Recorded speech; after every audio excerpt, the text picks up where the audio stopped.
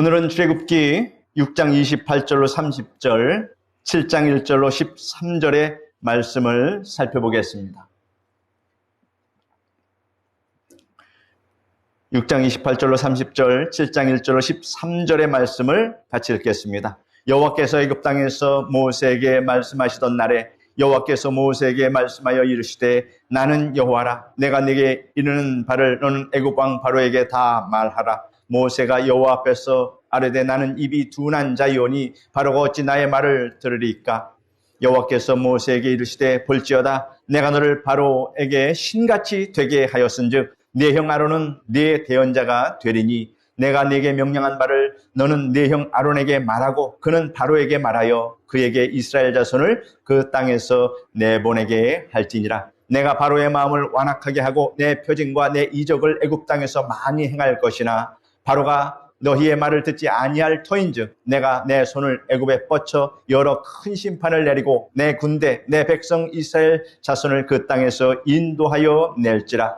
내가 내 손을 애굽 위에 펴서 이스라엘 자손을 그 땅에서 인도하여 낼 때야 애굽 사람이 나를 여호와인 줄 알리라 하시매 모세와 아론이 여호와께서 자기들에게 명하신 대로 행하였더라. 그들이 바로에게 말할 때 모세는 80세였고 아론은 83세였더라. 여호와께서 모세와 아론에게 말하여 이르시되 바로가 너희에게 이르기를 너희는 이적을 보이라 하거든 너는 아론에게 말하기를 너의 지팡이를 들어서 바로 앞에 던지라 하라. 그것이 뱀이 되리라. 모세와 아론이 바로에게 가서 여호와께서 명하신 대로 행하여 아론이 바로와 그의 신하 앞에 지팡이를 던지 뱀이 된지라. 바로도 현인들과 마술사들을 부르매 그 애굽 요술사들도 그들의 요술로 그와 같이 행하되 각 사람이 지팡이를 던짐에 뱀이 되었으나 아론의 지팡이가 그들의 지팡이를 삼키니라. 그러나 바로의 마음이 완악하여 그들의 말을 듣지 아니하니 여호와의 말씀과 같더라. 우리는 종종 하나님의 부르심 앞에서 이렇게 고백합니다. 하나님, 저는 능력이 없습니다. 말 재주도 없습니다. 나이도 이제 많습니다. 제가 어떻게 하나님의 일을 할 수 있겠습니까? 여러분, 모세도 그랬습니다. 오늘 본문의 모세는 다시 한번 하나님께 말합니다. 뭐라고 말합니까? 나는 입이 둔한 자이오니 바로가 어찌 내 말을 듣겠습니까? 하지만 하나님은 뭐라고 말씀하십니까? 이렇게 말씀하셨습니다. 볼지어다 내가 너를 바로에게 신같이 되게 하였은즉 내 형 아론은 네 대언자가 되리니 라고 말씀하고 있습니다. 하나님은 모세의 그 연약함을 무시하지 않으시고 그 연약함을 도구로 사용해서 하나님의 일을 이루시겠다 그렇게 말씀하고 계십니다. 이 본문은 이스라엘 백성을 구원하시기 위한 하나님의 구속 사건이 이제 본격적으로 시작되는 그러한 장면을 우리에게 보여줍니다. 모세는 하나님의 부르심을 받고 애굽 왕 바로 앞에 서야 하는 막중한 사명을 감당합니다. 이 당시 바로는 세상에서 가장 강한 나라 애굽의 왕이었고 자신을 신으로 여겼습니다. 그런데 하나님은 그런 바로 앞에 한때 목동이었던 80세의 노인 모세를 세우십니다. 게다가 그 모세는 말을 잘 하지도 못하는 사람입니다. 여러분, 자기 자신의 능력, 자기 자신의 처지를 누가 제일 잘합니까? 자기 자신이 제일 잘 느낍니다. 그러므로 모세가 하나님 앞에 이렇게 하소연하는 것 이해 못할 바는 아니었다라고 하는 것입니다. 그러나 좀 더 하나님에 대한 능력을 의지하고 하나님의 전능하심을 알았다면 이렇게 하지 않았을 것입니다. 하나님께서는 말씀하십니다. 내가 너를 바로에게 신같이 되게 하겠다. 이 말씀이면 모든 것이 다 해결되지 않습니까? 이것은 모세에게 능력을 주시겠다는 그러한 약속이며 그 능력이 바로 하나님 자신의 능력임을 보여주는 선언입니다. 네가 가면 하나님께서 그렇게 역사하신다 라고 하는 이 사실, 여러분, 우리는 비록 연약하지만 하나님께서 함께 하시고 하나님께서 도와주시고 하나님께서 뜻하시면 우리의 능력은 여러분 따질 필요가 없음을 여러분 아시기를 바랍니다. 모세의 약함, 연약함, 그의 말주변 없음은 하나님께서 모르셨던 부분이 아닙니다. 하나님 또한 우리의 연약함도 다 알고 계십니다. 그러나 하나님은 그 약점을 외면하지 아니하시고 책망하지 아니하시고 아론을 붙여주시며 협력자를 붙여주시며 함께 일하게 하신다는 이 사실을 우리가 생각해 볼 필요가 있습니다. 사도 바울은 말하기를 고린도후서 10장 10절에 이렇게 말합니다. 고린도후서 10장 10절에 그의 편지들은 무게가 있고 힘이 있으나 몸으로 대할 때 나는 약하고 말도 시원치 않다. 이렇게 말합니다. 그의 편지들은 자기 자신을 말합니다. 나의 편지들은 무게가 있고 힘이 있으나 고린도 성도들이 사도 바울에게 대하여 평을 하는 것이 이러합니다. 사도 바울의 편지는 무게가 있고 힘이 있으나 직접 얼굴과 얼굴 대하여 몸으로 대할 때는 약하고 말도 시원치 않다. 이렇게 하는 말을 사도 바울이 들었습니다. 필력은 참으로 그 학식으로 인해서 좋으나 사람들을 만나고 설교를 할 때에 시원하지는 않았다라고 하는 말입니다. 사람이 많이 배웠다고 해서 많은 대중 앞에서 설교를 잘하는 것이 비리하는 것은 아닙니다. 거기에도 달란트의 차이가 있다라고 하는 사실입니다. 바울은 몸의 질병으로 인해서 또 하나님께 3번이나 기도하였지만 하나님의 응답은 이러했습니다. 내 은혜가 네게 족하도다. 이는 내 능력이 약한 데서 온전하여 짐이라 라고 말하고 있습니다. 바울은 육체적으로 연약함 가운데 있었습니다. 그러나 그러한 그를 하나님은 놀라운 방법으로 사용하셨습니다. 성도 여러분, 우리의 약함이 하나님의 일을 막는 것이 아님을 아시기를 바랍니다. 오히려 나의 약함이 하나님의 능력을 드러내는 기회가 된다는 사실을 믿으시기를 바랍니다. 나이가 많아도 말재주가 없어도 힘이 부족해도 하나님께 붙들리면 놀라운 일이 일어납니다. 하나님은 이렇게 말합니다. 내가 바로의 마음을 완악하게 하고 내 표징과 내 이적을 애굽 땅에서 많이 행할 것이나 라고 말씀하고 있습니다. 여기서 마음을 완악하게 한다는 것은 하나님께서 완악한 죄인을 그냥 내버려 두실 때 그 마음은 더 완악해진다는 것을 의미합니다. 태어날 때부터 악한 죄성을 가지고 태어난 인간은 태어나면서부터 완악한 존재로 태어납니다. 하나님의 은혜를 받지 않으면 그 완악한 마음이 온유해지지 않는다라고 하는 것입니다. 그래서 성령으로 우리가 거듭나야 새 사람을 입게 되고 하나님의 품성을 따라서 우리가 살려고 애쓰고 노력하게 되는데 성령 받지 못하고 거듭나지 못하면 완악한 품성대로 누구의 도움이 없다면 그렇게 계속 살아가는 겁니다. 바로 왕은 모든 권력을 다 가진 신 같은 존재였으니 누구의 말을 듣겠습니까? 그러니 자기가 완악할 수 있는 대로 완악하게 행동하는 것은 그의 자유였다라고 하는 것입니다. 하나님께서는 그의 자유를 내버려 두신 것입니다. 하나님께서 만지시면 달라졌겠지만 그의 완악함을 통해서 하나님은 또 일하셨다.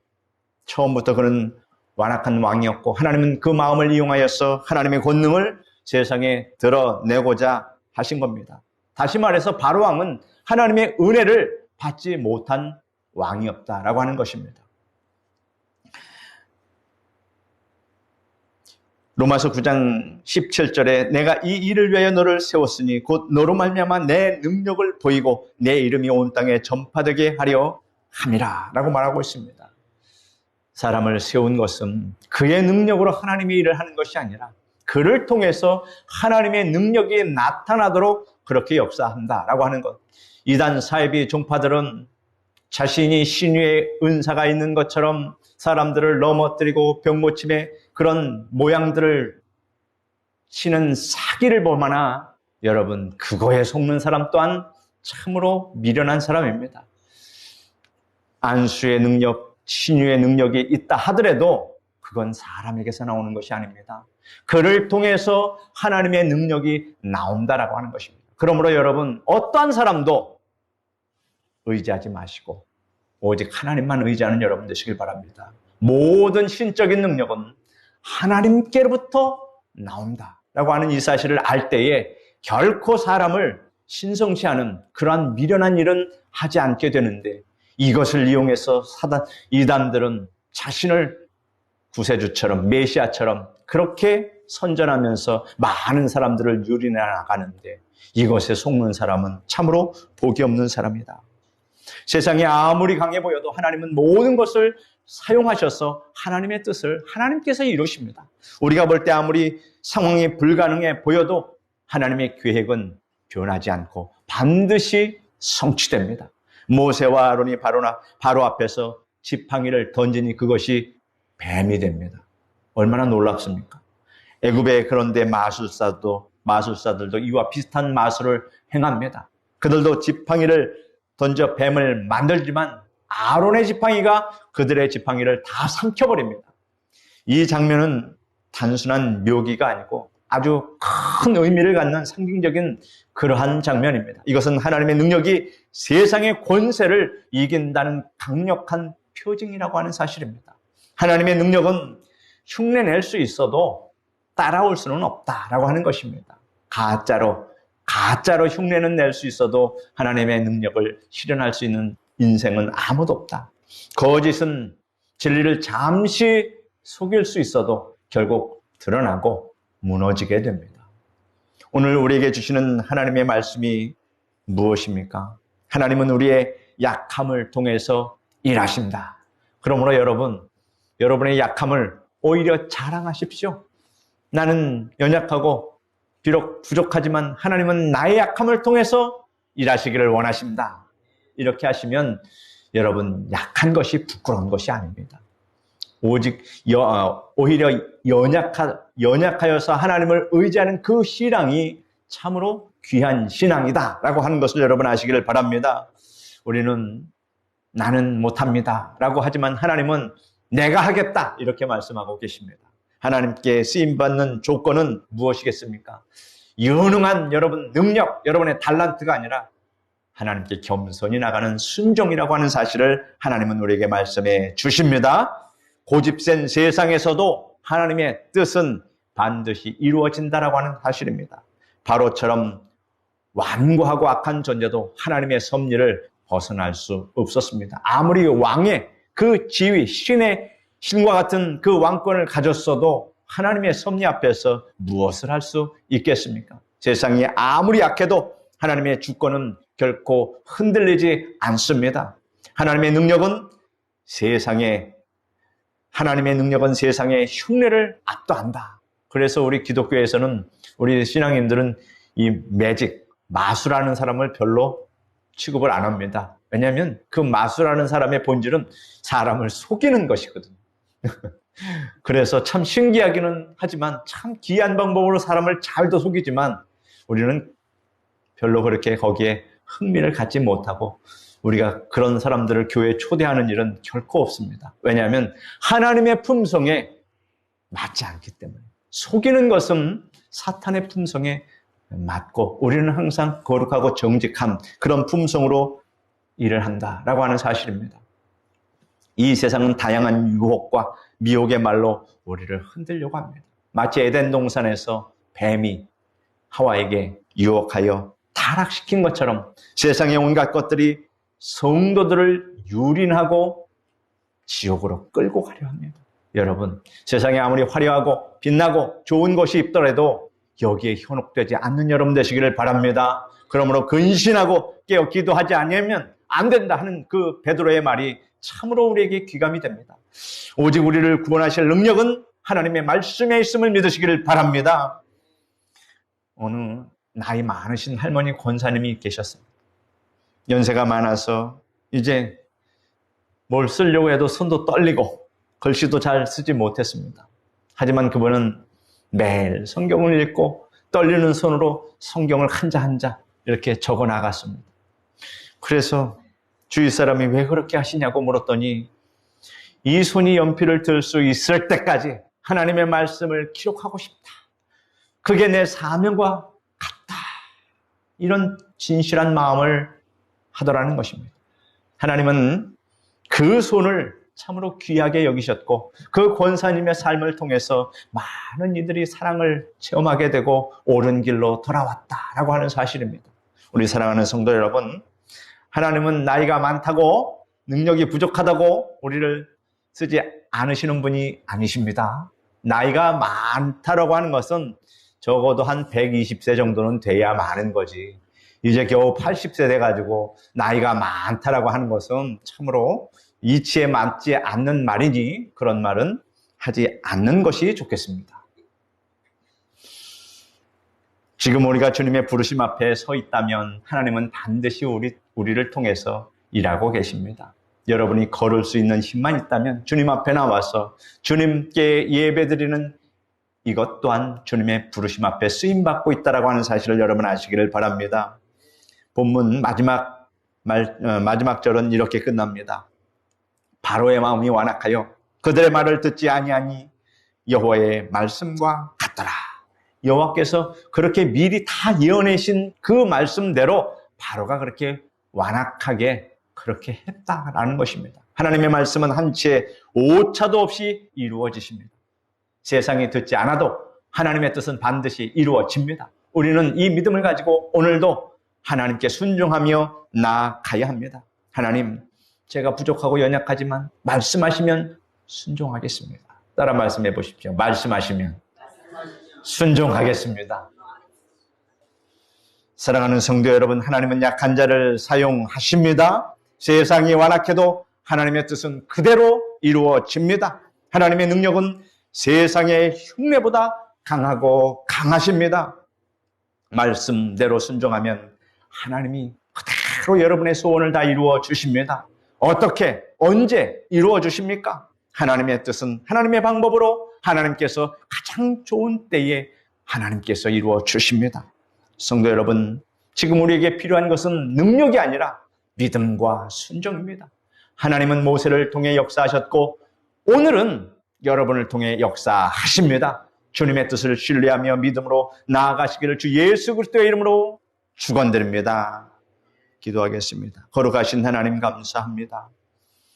하나님, 우리에게 필요한 것은 하나님을 믿고 신뢰하는 그 믿음이며 우리가 가장 필요로 한 것은 오직 하나님께서는 반드시 하나님의 뜻을 이루시는데 우리의 연약함을 통해서 이루신다라고 할 때 우리는 하나님, 우리가 해야 할 일은 하나님을 전적으로 의지하는 것밖에 없음을 하나님 오늘 말씀을 통해서 깨닫게 됩니다.